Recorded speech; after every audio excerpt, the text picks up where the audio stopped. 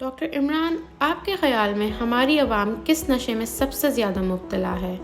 ये तो स्टैटिस्टिक्स की शुमारियात की बात होगी, जिसके अंदर ये कहा जाए कि किस चीज़ का नशा जो है वो ज़्यादा है। जो चीज़ जिसको जहाँ अवेलेबल है वो उसका नशा कर रहा है।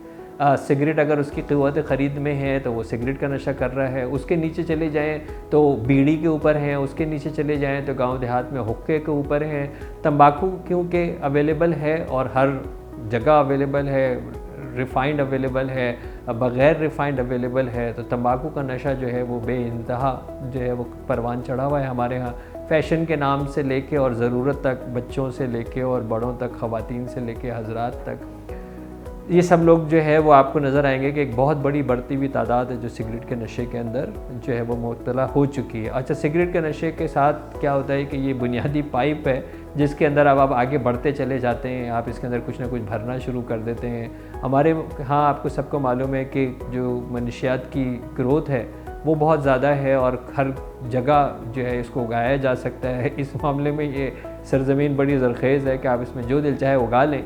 आप चरस से लेके हीरोइन तक और सारी चीज़ें यहाँ पे, अफ़ीम से लेके भंग तक, हर चीज़ यहाँ पे उग जाती है आसानी के साथ। बदकिस्मती से कोई बहुत ज़्यादा कंट्रोल भी नहीं है, जिसकी वजह से ये बहुत आसानी के साथ हर जगह के ऊपर, गली गली, मोहल्ला मोहल्ला, स्कूल ऑफ़िस, हर जगह जो है ये अवेलेबल है, हर जगह ये दस्तयाब है। और जैसे मैंने आपको कहा कि क़ुव्वत ख़रीद के हिसाब से सस्ती और महंगी से महंगी दुनिया का हर नशा मौजूद है।